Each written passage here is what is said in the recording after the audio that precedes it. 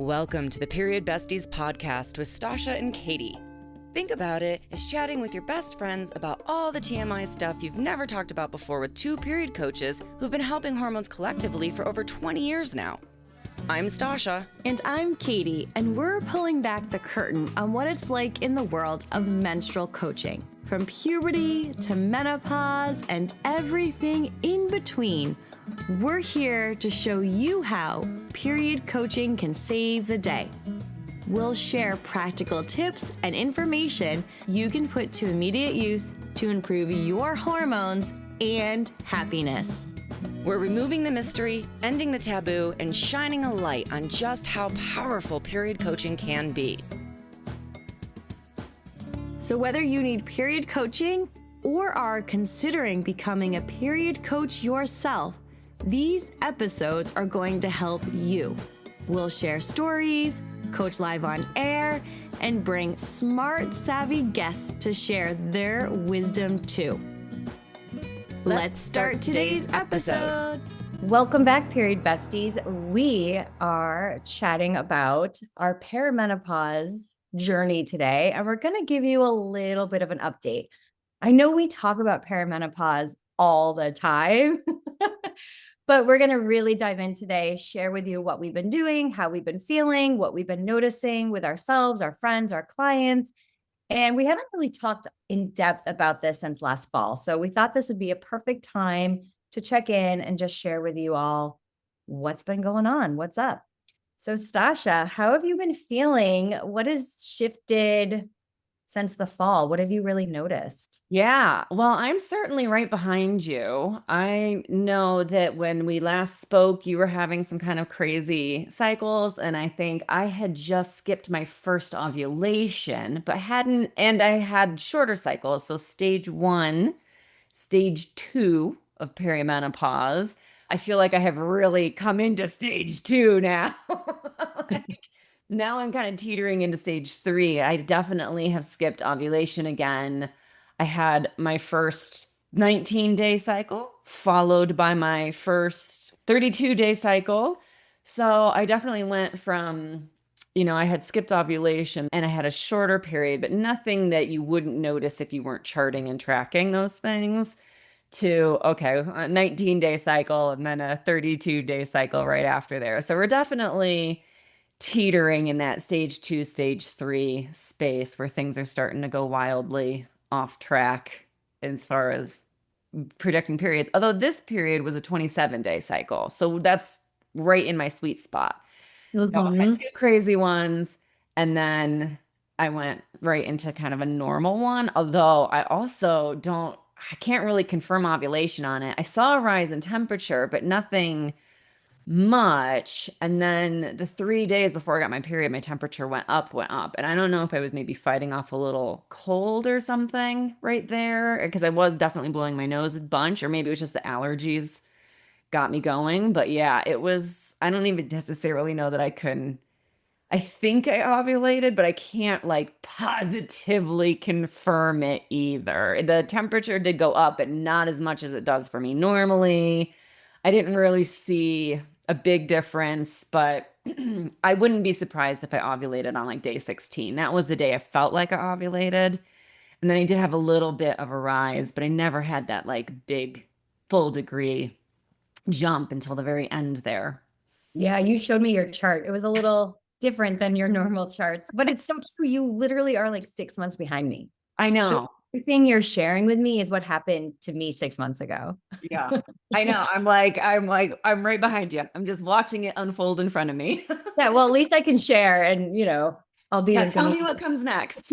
So what comes next was in the fall, I had my first 19-day cycle of this year. I had one the previous year, but I think it was just because of our move cross country and obviously perimenopause, but like it didn't really track with what was happening previously at all, even in terms of ovulation. So last fall, skipped ovulation, had my 19-day cycle, then went up to 30, then went up to 34. Then in February, I had a 15-day cycle. Oh, that's right. I remember that. Which was cray cray. That was not okay. I've been taking progesterone since December, I think, November, December, maybe earlier than that. So I was really surprised at that 15-day cycle. I didn't ovulate and just was not feeling great at all. And then I've had 27, 28, 22, 23, and then a 24-day cycle. I would say the best thing that I have experienced with perimenopause, because I want to be a little positive, is the progesterone. Yeah. Even though I had that 15-day cycle and I wasn't feeling the best, just because 15 days is a really short turnover. It's an emotional roller coaster. But in general, the progesterone is definitely helping me. First of all, I love the sleep that I'm getting with the progesterone, like deep, you could not wake me, amazing sleep. It's shocking my husband because I've always been a light sleeper and I'm dead to the world. I feel great. I'm also sleeping a lot. I love sleep. I feel like I'm a 9-hour, 10-hour. But give me 11, 12 hours. I'd be fabulous. I was listening to an interview with Dakota Johnson, and she was talking about how she loves to sleep like 12, 13 hours. And everybody was like, how? And I was like, I could do that too. If nobody before kids, Jim would wake up in the morning, go work out, go to the grocery store, and I would just like sleep as late as I could. I loved it. Anyway, I love the deep sleep that I'm getting with progesterone. It's definitely helping me feel calmer. I'm not having as intense of the rage that I was experiencing, especially post move. Hello, perimenopause at the same time. And that really short cycle last fall, too. We also moved again. So that was probably another. I'm not moving anytime soon. So hopefully. So what are you doing with the progesterone? How much are you taking and how often are you taking it? The day I ovulate, the day after I'm starting the progesterone, because usually I'm not really noticing until the day after I ovulate with the tracking and charting, right? So then I'm taking it, and I'm honestly taking it until my period comes. Yeah. I was playing around with that and just trying to figure out what I wanted to do. And honestly, like even post period, sometimes I wish I could keep taking it, but I want to stay in my cycle. But I feel really good on it. I did that this month too, actually. I have been tapering down before. So I have a 30 milligram dosage and I was taking it post ovulation. I was trying to confirm a temperature first, so like 3 days after I would ovulate. But this month, where it wasn't a real drastic thing and I was having a real tough time sleeping and I was feeling the anger definitely rising. And I was like, you know what? I think I'm just going to start taking the progesterone now. So I did 30 milligrams. And then when I hit, I don't know, maybe day 24 or so, I thought, let me step this down to 20. And then I was going to step it down. But I was just, oh my God, the anger. Like the cat and the dog got into a fight, and I told the dog to go outside. I threw the cat into timeout into their bedroom where they have food and water and litter and everything. It's not really a bad deal, but can someone throw me in timeout? But I just was like so angry that I was silent, that like I said nothing. I just came out like a ball of fury. And I was like, okay, I'm going to stay on the progesterone a little longer. I think I'm going to go back to 30 milligram. So I went back up 10 milligrams. So I was back at 30. And then I kept it going too until I got my period. And then when I got my period, I was like, okay, I'll back off of it. And then actually, I just went and upped my magnesium dose through my periods. I did do magnesium spray on my feet and my legs. I have a little bit of lotion left. I need to go get more lotion. And then I took both the glycinate and the citrate at night before bed. Like the citrate's a powder. So I would like take the magnesium glycinate with my magnesium citrate. Oh, I do the same thing. Yeah, because I was like, this is just a misery. And then I have a trouble sleeping during my period anyway, just because cramping and stuff. So I'm very tossy turny, just uncomfortable and inflamed and everything. So It helped. I definitely got more sleep than I typically do. But yeah, I may take the progesterone through my period a little bit longer in the next couple months too. But yeah, it definitely did feel like it was helpful for the emotions as well. Because my goodness, I remember as a teen being like, why am I so angry about this? This seems like a drastic overreaction to reality right now. And then I was like, oh my God, I feel like I'm having a drastic overreaction to reality right now. And I was like, I'm going to walk away and go breathe. No, I hear you. So my dosage is more. It's 100. So I wonder if that's why I'm sleeping the way I am. No, that's good. I might do the same thing because I mean, I'm have it for endometriosis technically. So it's supposed to be 30 milligrams just every day, month round for endo. But I'm trying to pulse it because that's what the studies had shown was really good for the progesterone and perimenopause. But yeah, I might do that where instead of going down, I might start going above the endo prescription and start just ramping it up a little bit more, especially if the emotion, I mean, the crying and the anger in this last couple of periods has just been. I know also that the world is falling apart and we're in we live in interesting times and none of that is helping the stress levels, right? Like going to marches and having to decide where your like safety line is and what you're going to do and all this stuff that like I did this in my 20s. I marched against the Iraq war in New York City in my 20s. I marched for gay marriage in California in my late 20s. And here we are doing it again now in my 40s. And it's like that is frustrating me, right? Like the fact that I have marched against a stupid war once already in my life and I'm doing it again. I have marched for gay rights already and I'm doing it again. Like, so that frustration is not helping. And then you put it on top of everything else. And it's like, it's a lot. It's a lot to process. It's a lot for your brain to try to process because there's no way to process all this information that's coming at us at warp speed all the time. And then deciding what you're going to focus on. yeah, Also overwhelming because there's so many things to focus on and support and change and rally behind. I feel like every single one of my clients, every single one of my friends, you and I have talked about this. We're also in interesting times because of hormonal changes and interesting times in the world. And how do you protect your peace? How do you take care of yourself at the same time as taking care of everybody else? Right. And I think it's really hard and overwhelming. And then I'm adding another layer of raising children in this time too. Like it's a lot to do. And so I'm finding that the progesterone, I'm not screaming and I'm not boiling over at my kids. So that feels really good for me.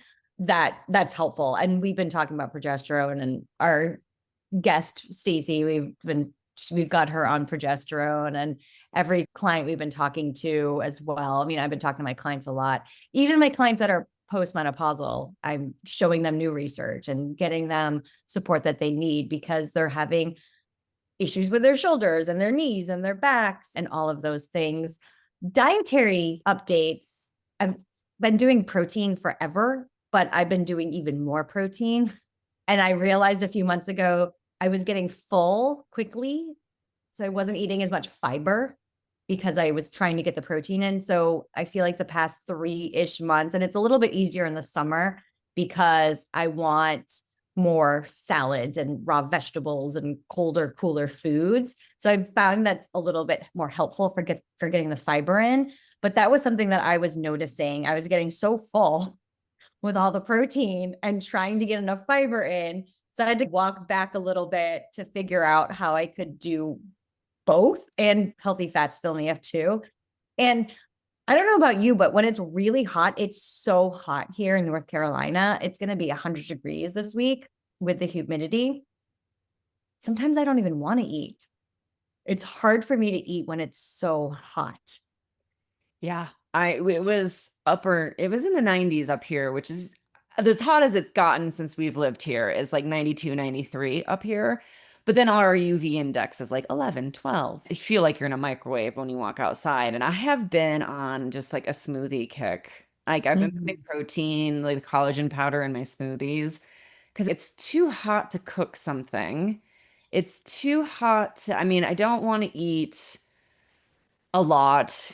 I don't want to eat heavy stuff. So I have definitely been finding myself eating a lot of salads, a lot of veggies, hummus and veggies, more like snack foods, but that's lunch. Hummus and carrots and cucumbers and celery sticks. And that's lunch because I'm done with it. And I'm like, yeah, I don't really want to eat anything else now.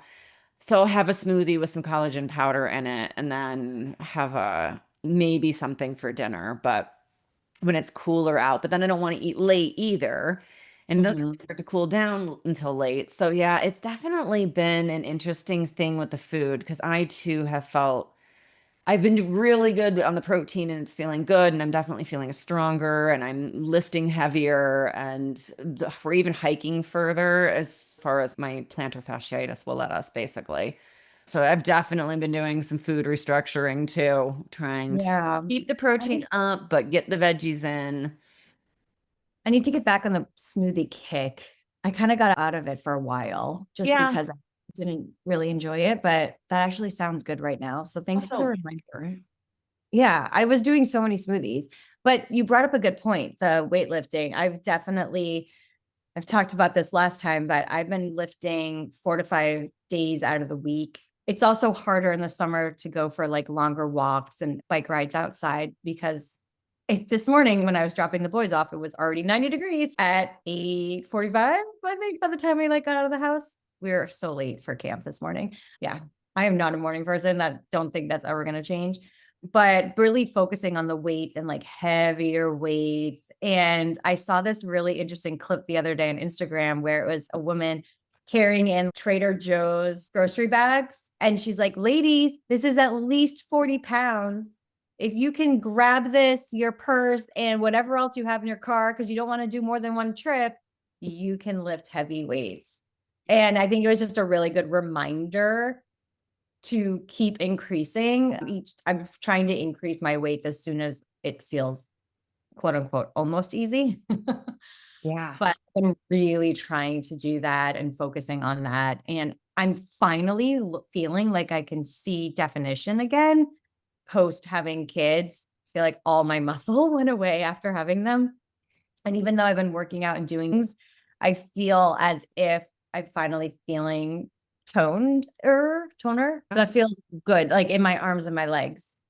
Yeah, it does feel good. I have to agree with that completely. I put on the last of the weights that we have at home on, we have I think it's actually just supposed to be like one of a set of weights, but it's a metal bar and it's big enough for me that I could put my two hands on the end of it and lift it like without it being two free dumbbells, but it's not a big giant long bar that you need a bench to press either.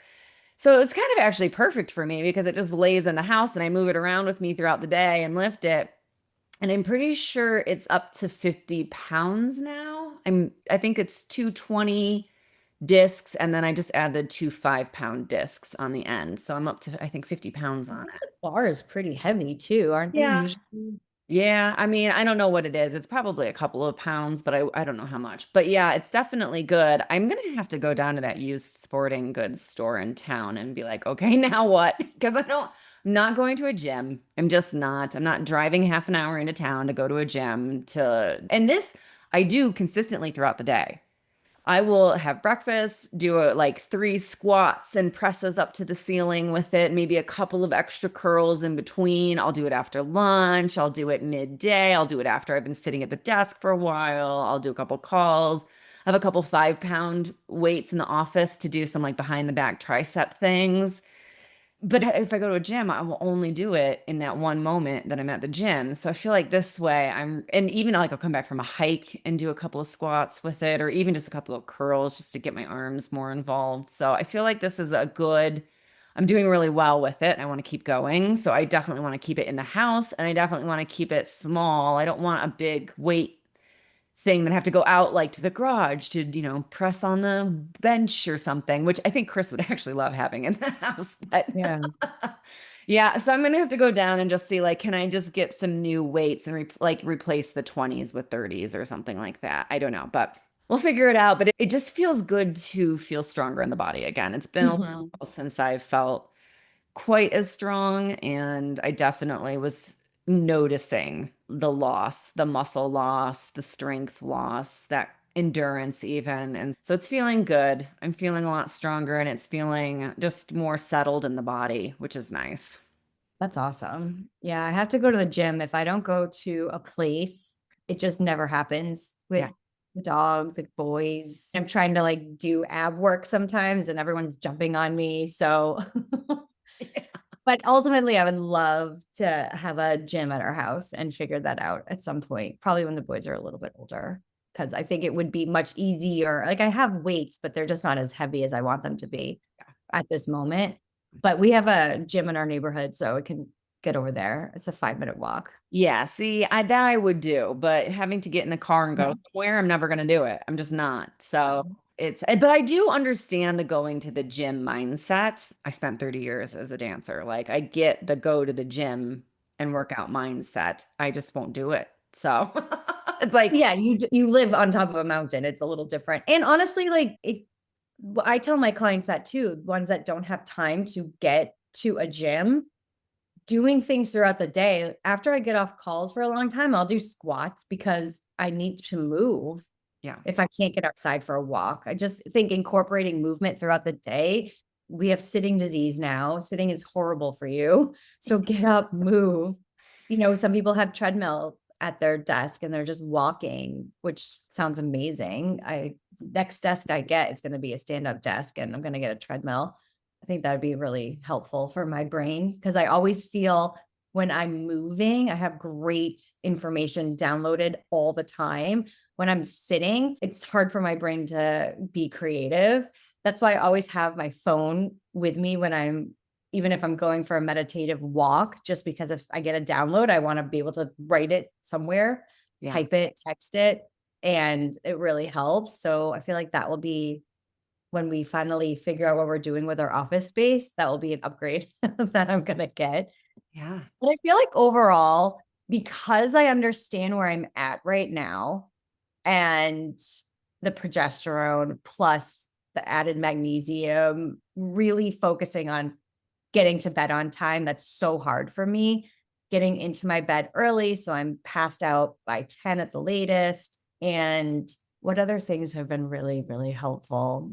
I feel honestly just talking about it more and understanding that this is what I'm going through, talking to my friends that are a few years older who are already on estrogen. I'm not there yet. That I have an appointment with my doctor, I think in September. I have to check to regroup and figure out if estrogen is next. It doesn't feel like that for me yet, but I am definitely doing vaginal estrogen. We haven't really talked about that part of perimenopause, but she prescribed that to me at the same time that I got the progesterone because it helps decrease the thinning of the vaginal wall with the estrogen. So I've been doing that for anyone that's listening.